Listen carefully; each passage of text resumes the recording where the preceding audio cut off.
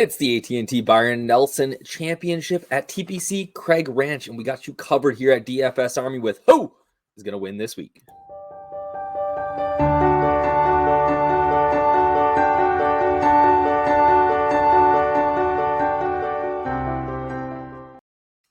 What up, everybody? It's your boy DFS Up North, aka Josh Thomas, here with DFS Army, your Four Thoughts PGA podcast. This week we are talking about the AT&T Byron Nelson Championship.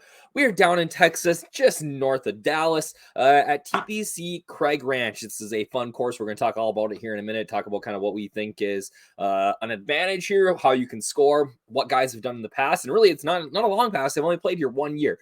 And talk about who we think is going to win this week. Once we get through that, I'm going to look at my cheat sheets. We'll talk about who my core plays this week are, and then I'm going to show you how to use our tools to build a 3-entry max lineup using our optimizer. Now, this is something that I do every now and then when I'm building lineups. Typically, I'll just build extra lineups and just throw those into 3-entry max and things like that. But if you're just looking to build 3 really, really good lineups, you can use our DS to do that, and the maneuverability and the way that you can manipulate it is really, really interesting. So I'm excited to show you guys how to do that. But first, let's talk about, we're going to talk about Byron Nelson, but first, we got to talk about last week, baby. We had some big winners at DFS Army. $4K to the Dairy Boy himself. This is $4,000. I have no idea what that is in pounds. Like, I'm not sure what that is, what that conversion rate is. But that's going to our boy over in Northern Ireland. Took down the mini max. Talked about again in our chat about how, this is a lineup that he probably wouldn't have really got to, but when you use an optimizer, you plug in your what you want, and you look and you go, all right, whatever, I'm okay with maybe 5% Johnny Vegas, and all of a sudden he comes up clutch, really plays well after the elbow or after the elbow injury. Yeah, I can play 20% Max Homa, that's all right. 5% Jason Day. I can eat that. I'm building 80 lineups or 150 lineups, whatever. And that's what an optimizer does for you. And, big shout out to him. Excited for him to win. A member of our Discord before he has to go to bed early at night since he lives halfway across the world. But then our boy Hall D really clutched up in his lineups too. That you can see on the right there. He got third in the out of 4.7K in the Albatross. That $12. Love that contest. Good in the mini max. He actually probably did outside of like the top 0.1% lineup that won it. Probably did better there. I know that some Yumfla said that. It was, he, the rest of his lineups kind of sucked, but hey, it only takes one. So big shout out to these guys. You want to get involved. You see the tools that we're using here today, the cheat sheets, things like that. You want to get involved. Use that code Up North. That gets you 10% off a VIP membership to DFS Army. Not only do you get access to me and the PGA tools, but all of the other sports as well. Speaking of other sports, it is currently 6:56 my time. I got to hustle this up. My boys, the Wild, are going to take down Chop St. Louis Blues tonight. Go up 3-2 in the series. Big shout out to the Wild. Let's go. Let's get it done. 8:30 bedtime, or 8:30. That is my bedtime. 8:30 puck drop though. That's tough for me. I'm in bed by 9:30, so we got to hustle this thing up, and hopefully the Wild can get a lead like they did the other night and get ahead. So TPC Craig Ranch, right? So this is the second year that we are playing at this course. It has hosted PGA Tour, or not PGA Tour, KFT Nationwide Tour events before, back in 2012 and 2008. It's an interesting track. It's fairly long. We see here 7,468 yards, par 72, stimps 11.5. Really, really, really big greens, 6,778 square feet. So we get really long course, really, really big greens, and it doesn't show it here, but we have really, really wide zoysia grass fairways. What that means is that you can bomb the heck out of it, hit irons into these greens. Like, driving accuracy is not important here. We talked about last week where it really was. You had to be in the fairway, you had to be in the right spots. Let her buck here. Let her buck, hit it long. You're going to likely be in the fairway or the rough, which isn't very penal anyways. You look at the rough, 2.5 inches Bermuda grass. It's barely going to be 2.5 inches. I think the course is going to play fairly firm. Those zoysia grass, you don't get a bad lie ever unless you're in a divot. So really we should see this course play fairly easy. We saw minus 25 win it last year. We had minus 22, a bunch of guys at minus 21. So this is going to be a birdie fest. The cut was at minus 5 last year. There is some holes where water's in play, but it's really just a creek. It's not an issue. I mean, you could get a good line there. You could hit out of it most places. So you're fine. So really, it's an interesting course in that there's not a lot of trouble, right? So you really just got to be on with your game. And not only are the greens big, but they're not very undulating. So what we're going to see here is a lot of flat, slow greens. Good putters are going to have a heyday here. You're going to see a bunch of guys you're going to be watching the shot track and go, shit, my guy's got 45 feet for birdie. And then all of a sudden he buries it, right? That's going to happen quite a bit here this week. So if your guys aren't making birdies right away on Thursday, typically, we're like, hey, settle down. You got a lot of week. Like, no, you got to get your shit together right away. Boom, boom, boom. Right away, you got to be making birdies all over the place on this course. It's interesting that the PGA Tour puts it here the week before the PGA. You think you want maybe a little tougher test, but maybe you feel good about yourself. You make a bunch of birdies, you're feeling all right. So like I said, birdie fest. Average score last year was minus 2.43. Cut line was minus 5. 73% average greens in regulation. Nobody hit these, or nobody missed these greens in regulation last year, and it actually played as one of the easier around the green courses, even if you did miss the green. So guys were able to get up and down and scramble. So we look at kind of what guys did here last year. KH Lee minus 25, second in the field and approach, second in strokes gained tee to green, putted pretty well for the week. Burnsy led the field in tee to green. Daniel Berger hit over 80% of greens and fairways. Tell you what, these two guys though did not hit as many fairways as they probably should have. And Burns didn't putt at all. If Sam Burns would have putted at all, he would have won this thing at like minus 30. But he really struggled with the flat stick last year at this event. Obviously, we saw him go on to win, twice since then. So has figured that out. Is going to be a very, very popular play this week, although his form's a little bit iffy. And then Scott Stallings was also tied for third, led the field in strokes gained putting at minus 21. A guy that was really interesting here was Will Zalatoris, the old skinny Will. This is where he kind of, I don't know if he popped on the scene. He had played well, obviously, before this, second at the Masters, things like that. But he hit like 90% of greens, led the field in greens in regulation for the week, but was like 45% fairways. So that tells you that the rough is not a big deal here. So again, bomb and gouge. And that is the type of guys that we are going to look for. We look at the weather. It's Texas. Gets really hot in the afternoon. Pretty windy all day. We should see the best scores come from the morning wave, right? So if you're playing for round 1, round 2 showdown, we should try to target more guys that are off in the morning. Just because, you see that constant wind speed's not as much. The 68, we're going to see these greens be a little bit more dewy in the morning. You should be able to fire at some pins. As we get to 88, 90, 85 in the afternoon, it's going to get firm.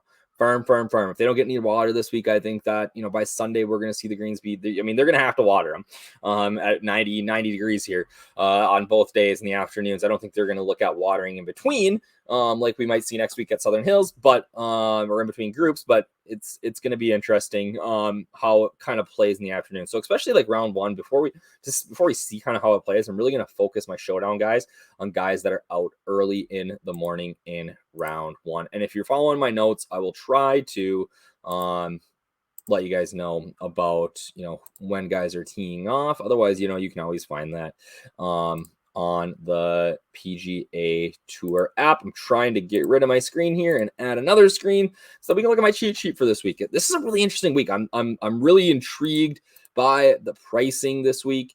I felt like my sheet was bigger than maybe it is typically, just because I want to play everybody. And there's just so many good options. I'm going to go to the side here so you can see the whole screen. Zoom in a little. We can probably zoom in a little bit more than what we got. All right, 75. How's that look? Yep, now we can see. Okay, so my core this week is we've got Jordan Spieth, Taylor Gooch, Alex Noren, and C.T. Pan. So Spieth is I think Spieth's got a really good chance to win next week at Southern Hills. Obviously, coming off a win, I don't like to necessarily play a guy. And I'm a little bit hopeful that he doesn't play very well this week, so I can kind of smash him at Southern Hills next week. But he is. I just makes too much sense. Wide fairways, right? We know that he struggles off the tee at times. And his iron play has been great. The thing that's really struggling for him right now is his putter, and we know that getting back on these bent grass greens, slower greens, he's going to get back on track here. I think that Spieth is going to make a ton of birdies. I think that we're going to see Spieth threaten 60 one of these days. If conditions are right, if he gets out in the morning and his iron play is kind of what it's been, I think that we're going to see a really, really low round out of Spieth at some point. So if you're playing on like Thrive Fantasy or places like that where you can bet over and unders, like I'm going to take the unders right away, especially because I'm imagining we're going to see them set at like 68.5, 69.5. I'm smashing the unders on most of these guys this week. So Spieth at 10-1 is probably, like, obviously, I think JT's a great play. I think Scotty Scheffler's a great play. I love all those guys. I think they're all viable. Dustin Johnson. But Spieth's my favorite guy up there. And really, I think that the leverage this week, we talked about this a little bit in the Discord, is that I think the leverage is in the mid-tier, right? I think that smashing this like 9, 8, high 7K range is where you're going to find leverage. So I'm going to build a ton, and we'll see on my like 3 max here. Really, what I like to do in 3 max is I like to kind of build 3 sort of separate, or at least 2 different kind of lineups, like a stars and scrubs and a balanced lineup, right? I think that balanced lineup this week, where typically it doesn't always have the upside. I think the way that pricing is this week, I think that might be the route to a GPP win. I think that not playing some of these high-end guys might be the way to get there.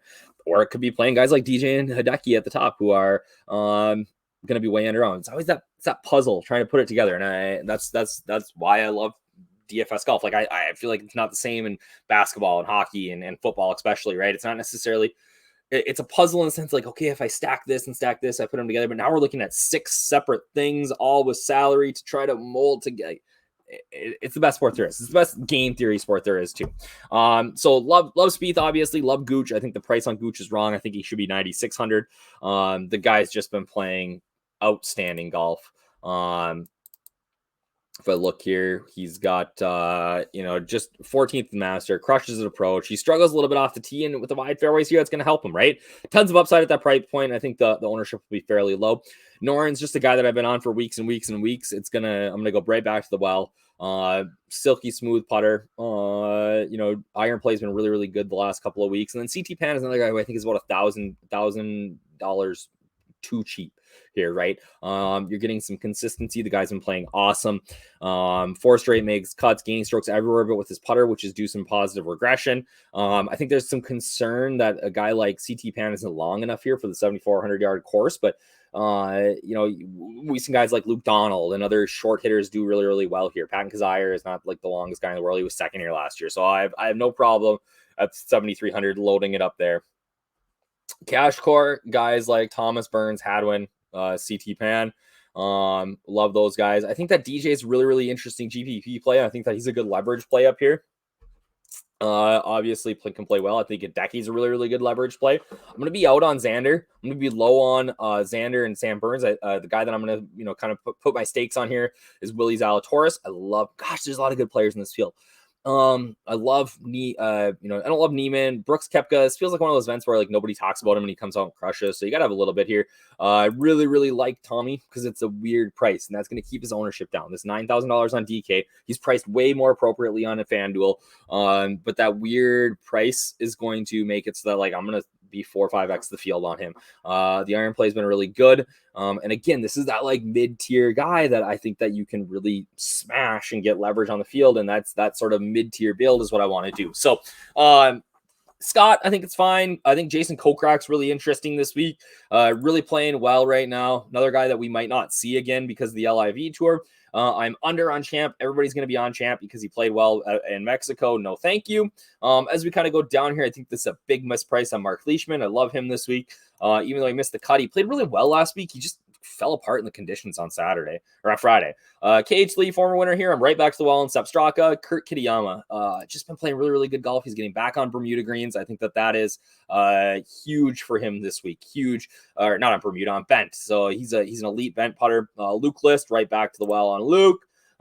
Definitely, obviously, this course helps. Another guy I'm really, really high on is Sahith Theegala, 7,100. Played really well at the Waste Management. Was much better out tee to green last time at the Mexico Open. I think he's got a ton of upside here. David Lipsky on it. Patrick Rogers, 7,000, I think makes a ton of sense. Scott Stallings obviously won here last year. Down as we kind of go down into the scrub range, guys like Wyndham Clark, guy who bombs it and putts, right? That's what we're looking for here, right? That's what I want. Hudson Swafford, much better bent grass putter than anything else. Another guy I'm going to, you see that 10% to 15%. Another guy that I'm going to be high on. A weird guy that rates out really well for me here is Cam Percy. So I don't know. He's going to play him. So we can get on him there. Okay, we talked about the domination station. Now I'm going to slide back down here so the screen's a little bigger.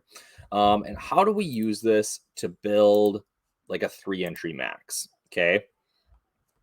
So the first thing that I want to do is I want to run this rye. Okay. And what I mean by that is I'm just going to put in 20 lineups, put in tournament mode, I'm going to put in kind of all my settings besides randomization. And now I got to like 2 players because, whatever. So even if I just like Jordan's like Jordan Spieth, I think Will Zalatoris is a good play. I just want to see what it gets me, right? I love Taylor Gooch. All right, now we should be good. Like 3 players, let's optimize. And now let's see what those lineups look like. All right.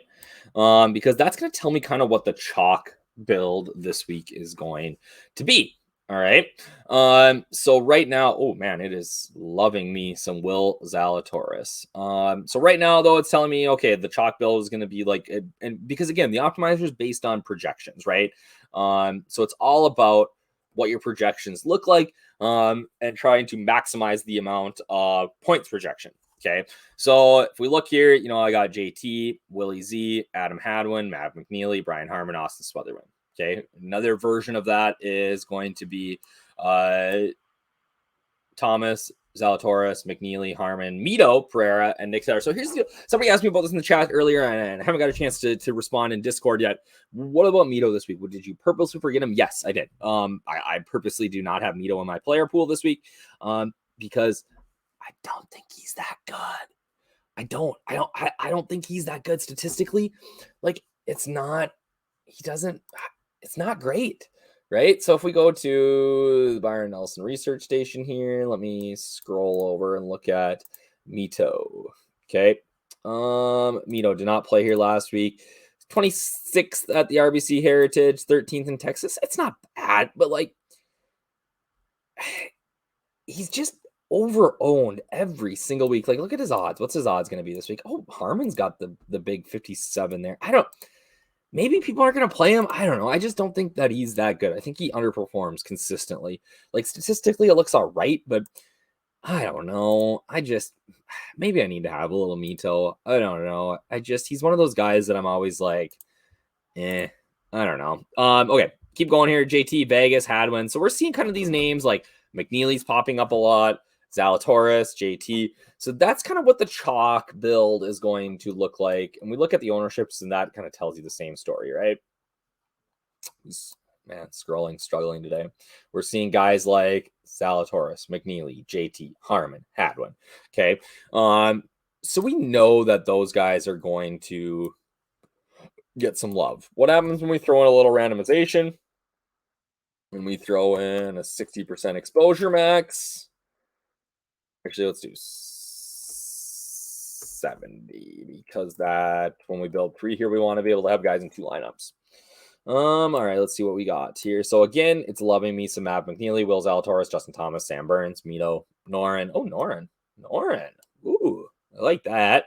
So it's giving me a similar build here at the top, Kazire, Wolf, right? That they're basically saying, hey, we're going to build, the chalk build this week is going to be Scheffler, or like a 10K guy, a 9K guy, and then a bunch of guys in that 8K. So what I want to do when I build 3-entry max is that I want to do something different than what everybody else is doing, right? In the 1,000-person, sure, whatever. Like I'll build like this, and I'll usually hand build them. But I want to try to build a little bit differently. So let's go down to 3. I want to leave the randomization up because I love that, but I'm only going to build 3 lineups. Okay. First, let's just see what it gives me. It's going to give me builds very similar to that, right? Yep. So 10, 9, 8, 7, 7. 10, 9, 8, 7, 7, 6. 10, 8, 7, 7, 7, high sevens. Oh, I like that build. That's kind of what my core looks like this week. So now what I would do is, well, I mean, obviously I can just go through and say like, okay, I kind of like this, but I want to get rid of, or I want to get one more, high priced player in here. So I'm just going to drop down and put a 75 in. I can get rid of Harmon because I think he's going to be fairly high owned. I'm going to drop down and put in, who's the guy down here I like? Oh, I like Swafford, right? So you can do it like this. You can buzz around like this and change your lineups up. But the best thing that you can do, I think, is to kind of go over here and start to adjust with, okay, who's showing up in this pool, right? So guys that maybe I don't want, right? Like I think Harmon's going to be chalky. I think Justin Thomas, 3 entry max, is going to be super high owned. I don't want any of him, right? And really, it's probably better off to do that over here where we can, go through and start to scroll these guys. But, so you can start to, say like, okay, I think DJ is a good play, but I don't like Xander. I don't like Sam Burns. I don't like Neiman. I don't like Koepka. I do like Tommy Fleetwood a lot. Let's give him some love. And maybe I say I want him in 30% of my lineups. 30% is 1, right? Taylor Gooch, I like. Not in love with Johnny Vegas. I don't love Jason Day. You can lock a guy if you really felt like it. Don't love Cam Champ. I love Alex Noren. Let's give him some love. I like Matt McNeely, but he's going to be too high owned, and I'm only building 3 lineups, so he doesn't make the cut. I don't think Lanto Griffin in a birdie fest makes any sense. I don't like Mito, right? Bubba, no chance. Keith Mitchell, nope. Kiz, nope. Cage Lee, probably not. Ian Poulter, no. Palmer, no. Neesmith. Oh, I leave Neesmith in there. Really like CT Pan. I want to give him a bump. So you can kind of mess with it like that, right? And see what you get. Oh, I like Dylan Fratelli. I really like Dylan Fratelli this week. Let's see what I get now. Bum, bum, bum. Am I getting anybody? All right. So now I'm getting, the guys that I'm getting heavy on are Scheffler, Noren, Rye, not necessarily my core. So I could maybe go, okay, I want to let's change this one up. I'm going to go Jordan Spieth here. I got Zalatoris in there. I got Noren, Rye, Scott Piercy. Let's switch Piercy out for CT Pan. I still kind of have that same sort of normal-ish build, but I can get up to like an Aaron Wise, who's maybe going to, make that a little different. I can drop down all the way to like Swaff Daddy, or I can go Cam Piercy, or let's say if I go Cam Piercy here, now I can really mess this thing up. I can get up to like, Thigala, right? So you can mess with it like that, right? And get through. Why am I only getting 2 lineups? Oh, there we go.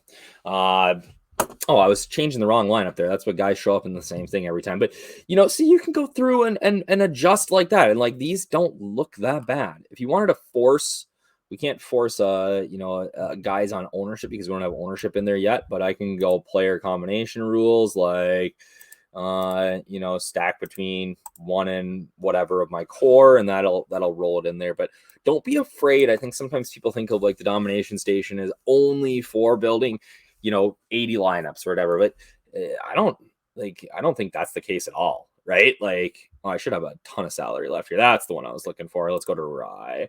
Yeah, I get all the way up to like Tommy Fleetwood. So now I've got, 10, 9, 6, 7.9, 9, 7, 3, right?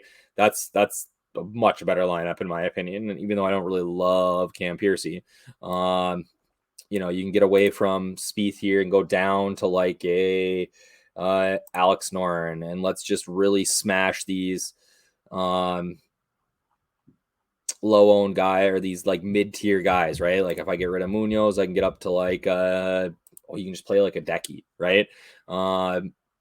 Interesting way to build, and then you can pull them out and slide them in there on your 3 entry max. So that's where I'm at this week, guys. I hope that was helpful. Like I said, we got to get this thing done. We got the Wild on here in about an hour. I got to get ready, and we got a big week coming up. We got AT&T Byron Nelson this week, and then we've got PGA Championship at Southern Hills next week. I'm super excited for that. It's crazy that we're at the second major of the year already, but hey, that's where we're at. So I'll be back next week. Another four thoughts, probably early. We got pricing early this week, so hopefully this weekend I can get something done for you guys. And then we're rolling, baby. We got PGA Championship. We're gonna find out who's going to the LIV. There's a lot of fun golf stuff going on. So again, shout out to all the winners from DFS Army last week. If you're not a DFS Army VIP, hit me up on Twitter at DFS Up North. I can hook you up with a code. Otherwise, just use that code Up North, 10% off. My DMs are open. If you are a DFS Army VIP, you know my DMs are always open on Discord to hit you up and answer some questions. So we'll chat soon, guys. Have a great week. Good luck, everybody. Let's see that green.